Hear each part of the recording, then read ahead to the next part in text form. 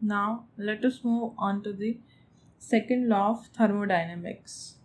The first law of thermodynamics is based on the conservation of energy. There are many imaginary processes which are allowed by the first law, but they are practically not possible.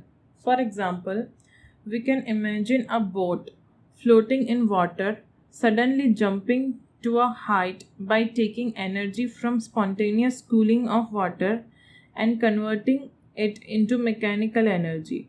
This is possible according to the conservation of energy on which first law of thermodynamics is based, but it is forbidden by the some additional basic principle of nature. This principle, which disallows many phenomena consistent with the first law of thermodynamics, is known as the second law of thermodynamics. The following two statements concise the summary. First statement was given by Kelvin and Planck.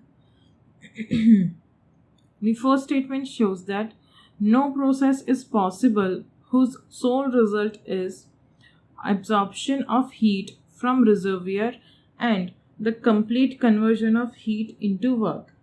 The first statement means that it is not possible to have an engine which converts the absorbed heat completely into work. This is very much practical. The second statement is no process is possible whose sole result is the transfer of heat from colder object to hotter object.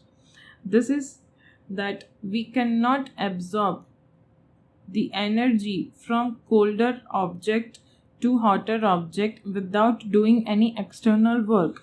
The energy cannot automatically flow from colder object to hotter object. This is also very practical indeed.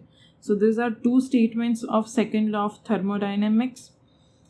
The first law is based on some hypothetical situations, but the second law is based on some practical situation. Now, let us understand the reversible and non-reversible processes. Suppose there are some process in which a system goes from its initial state of to final state. For this system may absorb heat Q from the surroundings and perform work W on it. But the question to think is that is it possible to reverse this process and bring both system and surroundings to their initial states with no other effect anywhere? The answer will surely be no, practically. A system that undergoes such an idealized reversible process is always very close to being in thermodynamic equilibrium, always with itself and with surroundings. Any change of state that takes place can then be reversed by making only small change in the conditions of the system. In simpler language, we may say that the reversible processes are those processes in which at any stage of process it can be transversed back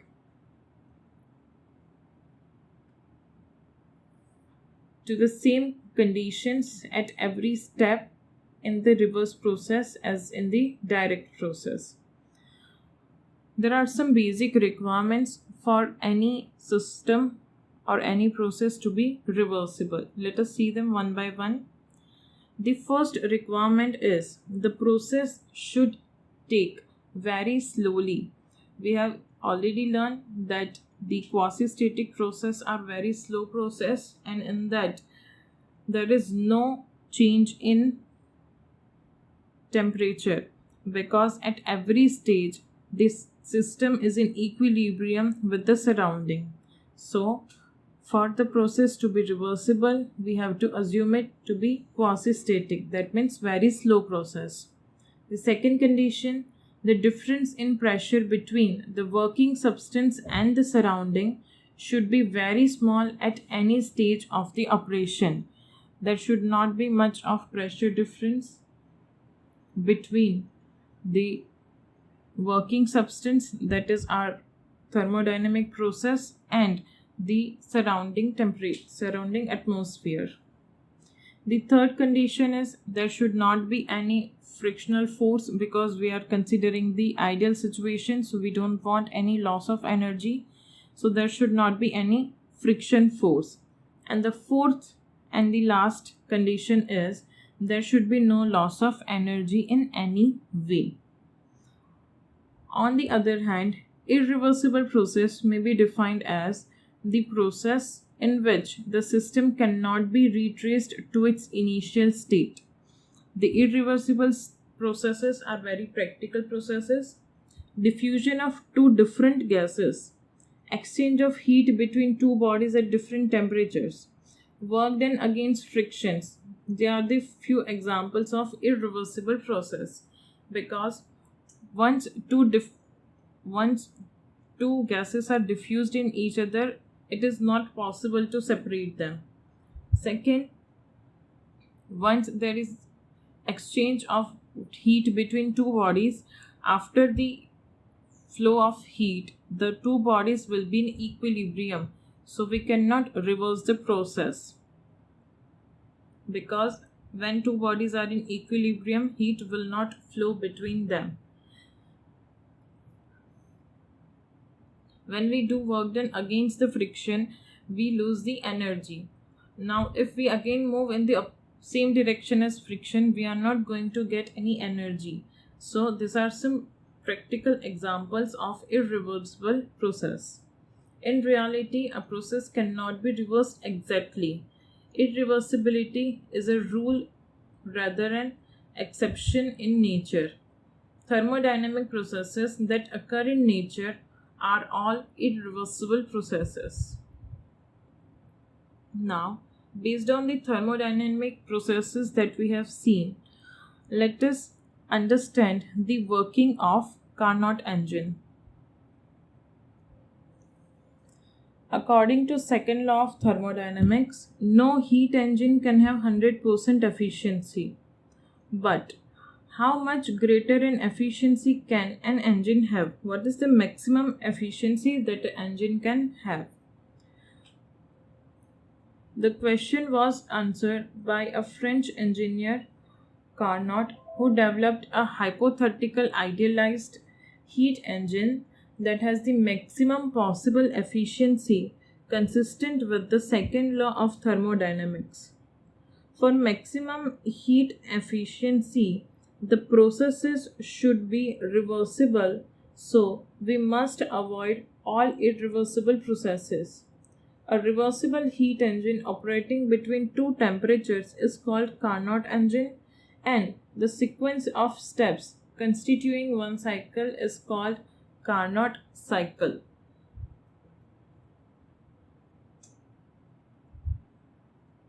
The Carnot cycle consists of sequence of isothermal and adiabatic processes. The process PV graph for this process is shown over here. The process will start from point A. The pressure, volume and temperature at this point are P1, V1, T. Then it will go the isothermal expansion. As it is the isothermal expansion, the temperature will be same T1. But volume will increase, pressure will decrease. That is, state at B is P2, V2, T1. After that, it will undergo the adiabatic expansion. As it is adiabatic expansion, the temperature will also change. So let's say at point C, the states are P3, V3 and T2. Then it will undergo the isothermal compression. As it is compression, the volume will decrease and pressure will increase. Because of isothermal condition, the temperature T2 will remain same. So at point D, the states are P4, V4 and T2. Again, it will go to adiabatic compression and reach up to same situation or same state. That is A.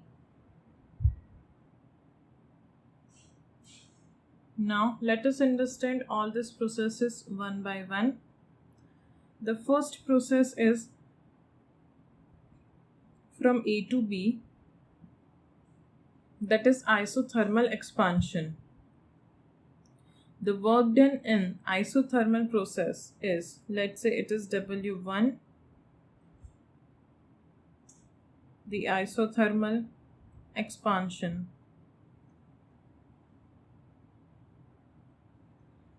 That will be equal to mu R T1 ln V2 upon V1. And as it is isothermal, we can write P1 V1 is equals to P2 V2.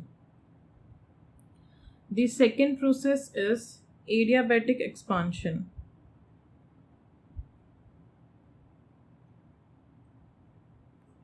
The work done in adiabatic expansion is given by mu R T2 minus T1 upon 1 minus gamma, that is equals to mu R T1 minus T2 upon gamma minus 1.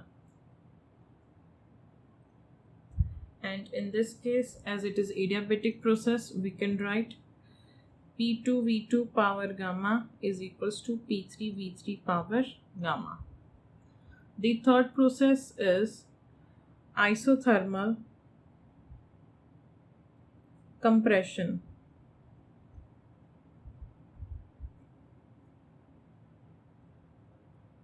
In isothermal compression, temperature will remain same, so we can write P4 V4 is equals to P3 V3, and the work done will be, as it is compression, work done will be negative, so minus of mu R T2 ln of V3 upon V4. The fourth process is adiabatic compression.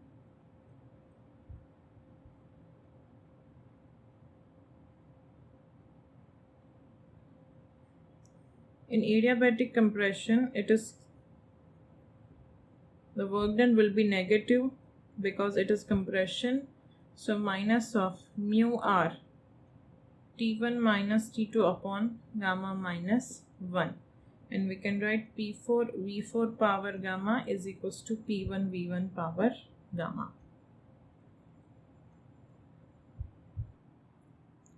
So the total work done will be equal to W1 plus W2 plus W3 plus W4.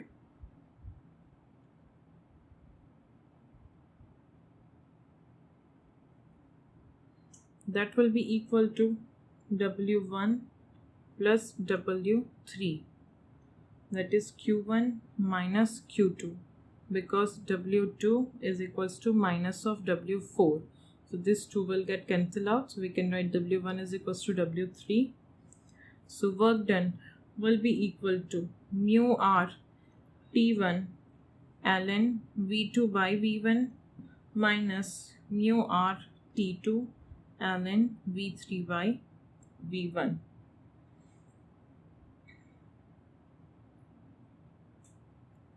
Now we want to find the efficiency of Carnot engine. The efficiency is given by work done upon heat supplied. Work done will be Q1 minus Q2 divided by Q1. So eta can be written as 1 minus Q2 by Q1 and will be equal to 1 minus T2 by T1 ln V3 by V4 divided by ln V2 by V1. But for adiabatic, we can write T1 V2 power gamma minus 1 is equals to T2 V3 power gamma minus 1. So T2 by T1 is equals to 1 upon gamma minus 1 is equals to V2 by V3. T2 V4 power gamma minus 1 is equals to T1 V1 power gamma minus 1. So T2 by T1 whole power 1 upon gamma minus 1 is equals to V1 upon V4. Put this value in this equation, we will get V2 by V1 is equals to V3 by V4. So eta will be equal to 1 minus T2 by T1. So this will be the efficiency of Carnot cycle. Here, while using this formula, keep this in mind that the temperatures should be in Kelvin. We cannot use the formula in degrees Celsius. Now let us see some examples based on the Carnot engine. A Carnot engine takes in 3000 kilocalorie of heat from reservoir at 620 degrees Celsius and gives a part of it to a sink at 27 degrees Celsius. What is the work done by engine? Here, the temperature of hot reservoir is 627 plus 273, that is equals to 900 Kelvin, and temperature of sink is 273 plus 27, that is equals to 300 Kelvin. The efficiency is given by work done upon heat supplied and is equals to 1 minus T2 by T1. So W will be equal to Q1 into 1 minus T2 by T1. The heat supplied will be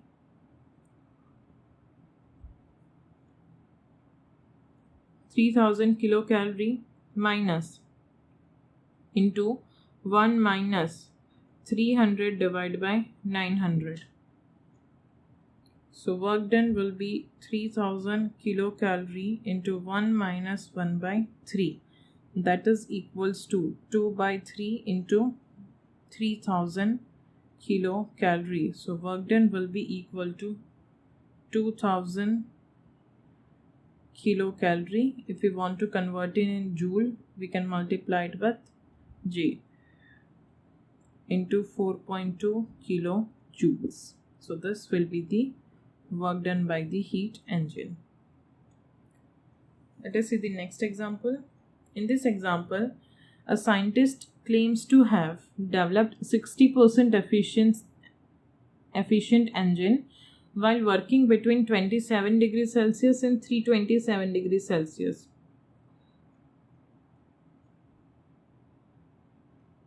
We want to check, does he claim right? How can we say that he is claiming right or not? For given source and sink temperature, we can find the efficiency of Carnot engine. For given source and sink temperature, the Carnot engine efficiency is maximum. If the efficiency proposed by him is less than the Carnot's efficiency, then it is practical, it is possible. But the efficiency proposed by him is more than the Carnot's efficiency, then it is not possible. So first we have to find the efficiency of Carnot's engine for given source and sink temperature. Source is 327 plus 273, that is equal to 600 Kelvin, and T2 is equals to 273 plus 27, that is 300 Kelvin. Now efficiency is 1 minus T2 by T1 into 100. So 1 minus 300 upon 600 into 100, that is 1 minus 1 by 2 into 100. So the efficiency maximum is 50% and he is claiming to have 60% achieved. So he is claiming wrong. It is not possible to have efficiency more than 50% for given source and sink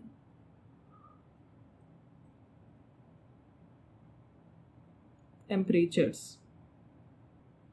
In this example, the efficiency of a Carnot's engine at a particular source and sink temperature is 1 by 2.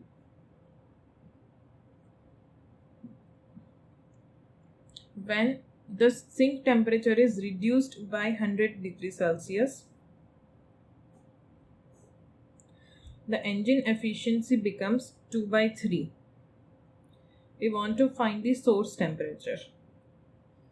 In first case, the efficiency is 1 minus T2 by T1 is equals to 1 by 2. Now, when the sink temperature is reduced by 100 degrees Celsius, so in the new case, T2 minus 100 divided by T1 is equals to 2 by 3.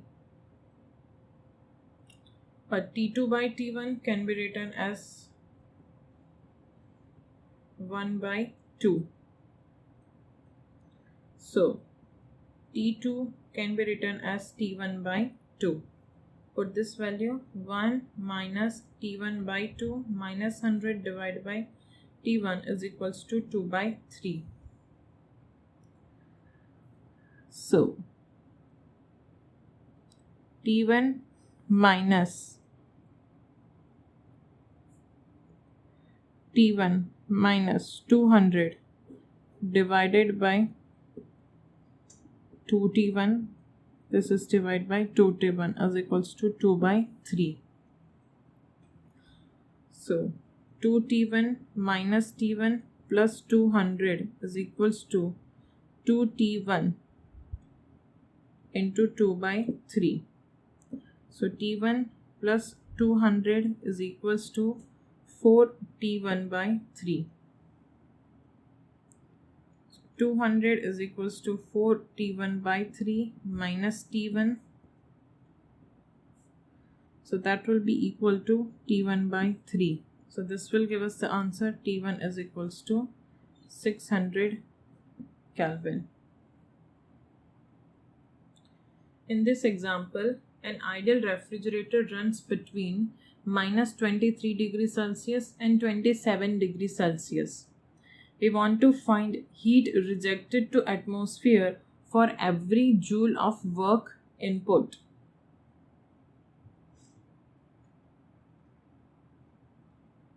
For ideal situation, the ratio of heat is given by ratio of temperature.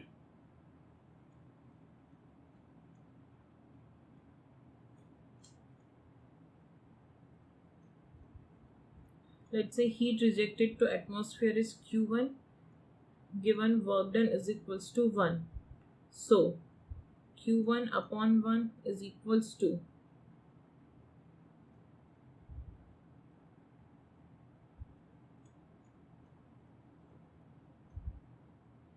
T1,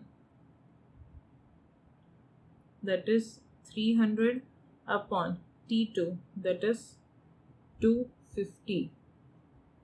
Now Q2 can be written as Q1 minus W.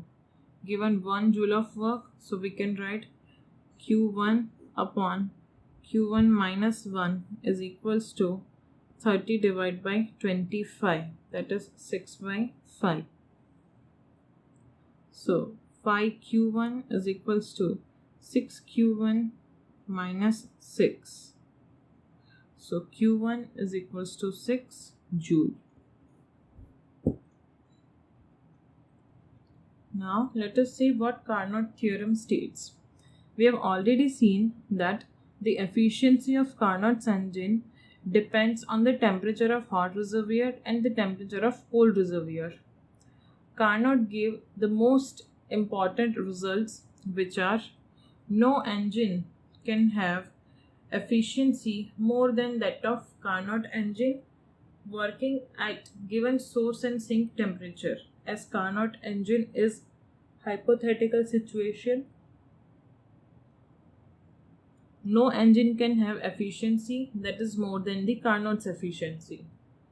The second statement is the efficiency of the Carnot engine is independent of nature of working substance. We are not considering while solving the problems which type of fuel is used or which type of gas is used.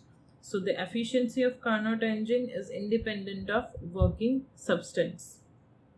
Let us prove that. Consider two engines. A is irreversible and other reversible engine B. So this is practical and this is Carnot's engine. Working between same hot reservoir source and same cold reservoir sink.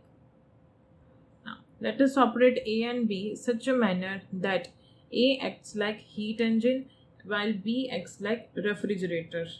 Now let A absorb heat Q1 at the temperature T1 from the source, deliver work W dash and release the heat Q1 minus W dash to the sink at temperature T2, while B returns Q1 heat to the source, taking heat Q2 from the sink and doing the work W is equals to Q1 minus Q2. Suppose efficiency of engine A is greater than the efficiency of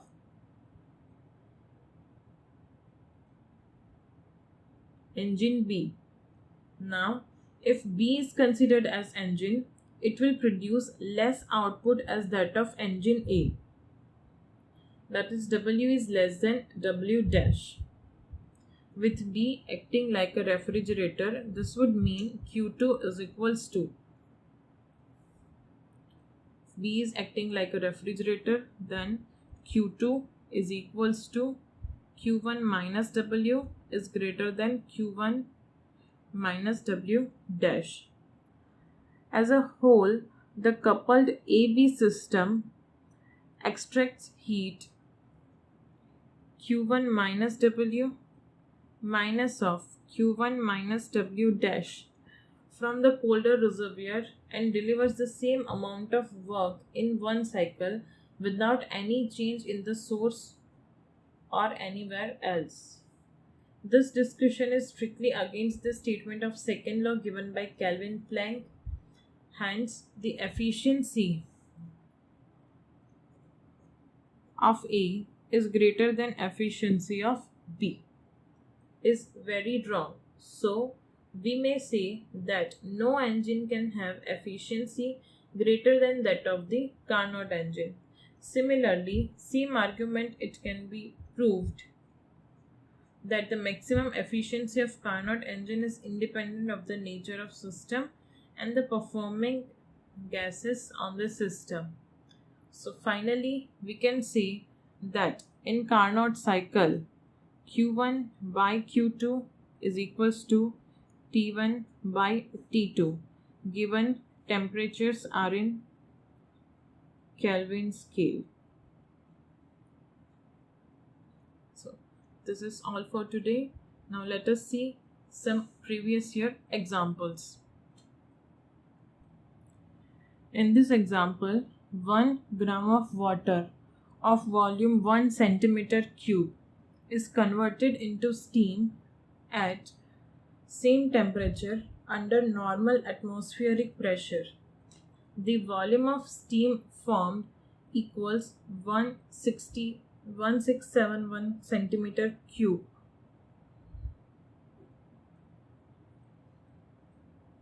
The specific latent heat of vaporization of water is 2256 joule per gram. Then we want to find the change in internal energy. This question was asked in NEET 2019. Here delta Q is equals to 2256 joule because the latent heat of vaporization is 2256 joule per gram and mass is given 1 gram. The work done is equals to P delta V. Delta V means volume of steam minus volume of water. So delta W will be 1 into 10 power 5 because pressure is given, atmospheric pressure is equals to 1671 minus 1. So delta W will be equal to 1. This is in centimeter cube, so we have to convert it into meter cube. So 10 power minus 1 into 1670. So the work done will be 167 joule. Now, by first law of thermodynamics, delta Q is equals to delta U plus delta W. So delta Q is given 2256, delta U we want to find, and delta W is given 167. So change in internal energy will be 2089 joule. So this will be our final answer. In this example, an ideal gas 1 mole and it is diatomic gas undergoes a transition from A to B along path AB as shown in this PV diagram.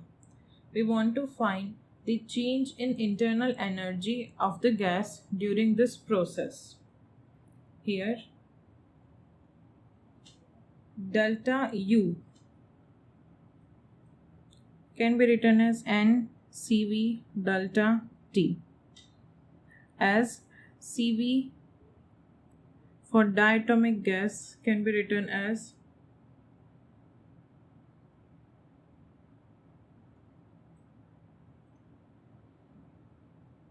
Phi by 2R, but here the process is not isothermal, it is adiabatic process. So we have to write the specific heat capacity for adiabatic, that is equal to N into R upon gamma minus 1 into T2 minus T1. So delta U will be equal to NR T2 minus T1 divided by gamma minus 1. So delta U will be equal to number of mole is 1, RT2 can be written as P2V2 minus P1V1 divided by gamma minus 1. So delta U will be P2, pressure at point B is 2 into 10 power 3 Pascal because it is in kilopascal, and V2 is 6 meter cube, minus P1 is 5 into 4 into 10 power 3 divided by gamma for diatomic is 7 by 5 minus 1. So delta U will be equal to minus of 8 into 10 power 3 divided by 2 by 5. So delta U will be minus 20 kilojoule. As internal energy is negative, we can see that temperature is decreasing in this process. This question was asked in AIPMT 2015. In this question, the temperature inside a refrigerator is T2 degrees Celsius and the room temperature is T1 degrees Celsius. The amount of heat delivered to the room for each joule of electrical energy consumed for ideal case will be for each joule of electrical energy consumed. So heat energy consumed will be 1 joule. Now the coefficient of performance is given by Q2 divided by W, and W can be written as, because it is inverse of efficiency. So we can write Q2 is equals to W divided by T1 minus T2 divided by T2. So Q2 will be equal to T2W divided by T1 minus T2. But Q1 will be Q2 plus W, that is equal to T2 plus W divided by T1 minus T2 plus W. So Q1 will be equal to T1W divided by T1 minus T2. But here all the temperatures are given in degrees Celsius. So Q1 will be T1 plus 273 into W divided by T1 minus T2. This will be our final answer.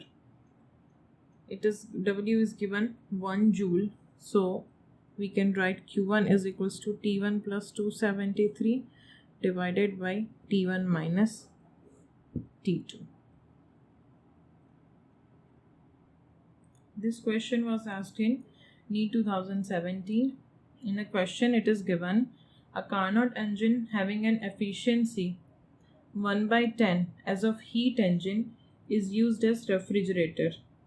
If work done on the system is 10 joule, then the amount of heat energy absorbed from the reservoir at lower temperature is. The relation between coefficient of performance and efficiency is beta is equals to 1 minus eta divided by eta. So beta can be written as 1 minus 1 by 10 divided by 1 by 10. So that will be equal to 9. Now the coefficient of performance for refrigerator is Q2 by W, and that is equals to 9. Given work done is 10 joule, Q2 will be 9 into 10. So Q2 will be equal to 90 joule. In this question, the VT graph for a monoatomic gas is given. The ratio of work done by gas to that heat absorbed by it when it undergoes a change from A to B is. We want to find the ratio of work done to the heat supplied. For the given process, we can write delta Q is equals to NCP delta T. For VT diagram, if slope is constant, then it is the isobaric process. And for isobaric process, delta Q is given NCP delta T. So delta Q will be equal to N. For monoatomic gas, Cp is 5 by 2R delta T. The work done will be P delta V, that is equals to NR delta T. The ratio is delta W by delta Q, that is NR delta T divided by N 5 by 2R delta T. So the ratio will be 2:5.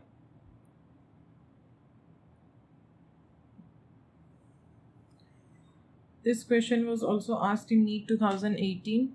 We want to find the efficiency of heat engine working between the freezing point and boiling point of water. The efficiency of ideal engine is 1 minus T2 by T1.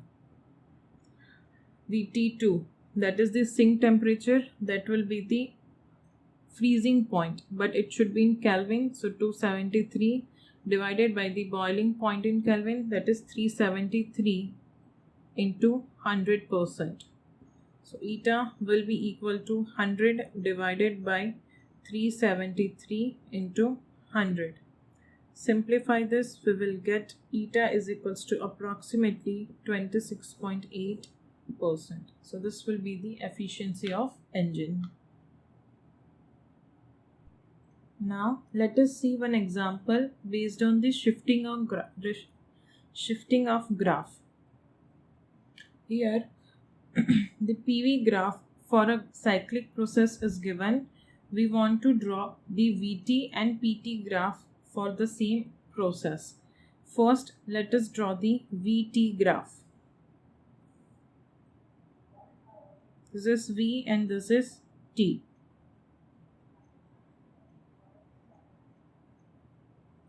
First of all, we will start with point 1. Process 1 to 2 is isothermal. So the line will be vertical line 1 to 2. It is isothermal expansion. As volume is increasing, it is isothermal expansion. So if this is point 1, volume is increasing, so this will be point 2. Now,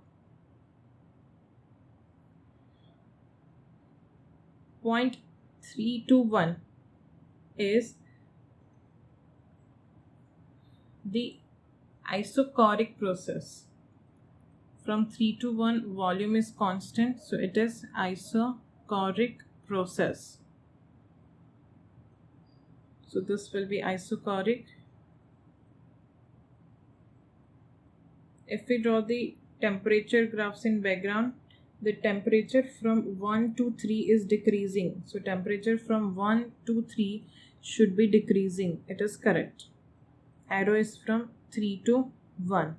Now we can directly join the states 2 and 3, or else we can see that 2 to 3 process is isobaric process. And in the VT graph, isobaric process is given by straight line. So this will be the VT graph. Now let us draw the PT graph.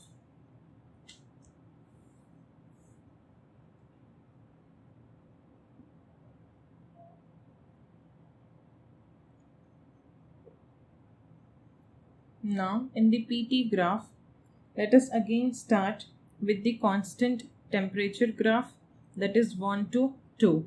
While moving from 1 to 2, the pressure is decreasing. So we will draw the vertical line in this manner. But the pressure is decreasing from 1 to 2. So this point will be 1 and this point will be 2.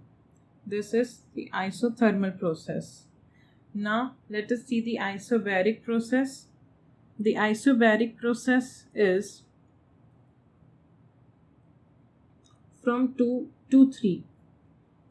In 2 to 3, if we can see that temperature is decreasing, so we have to move in this direction, 2 to 3. And we can join directly the process 1 and 3.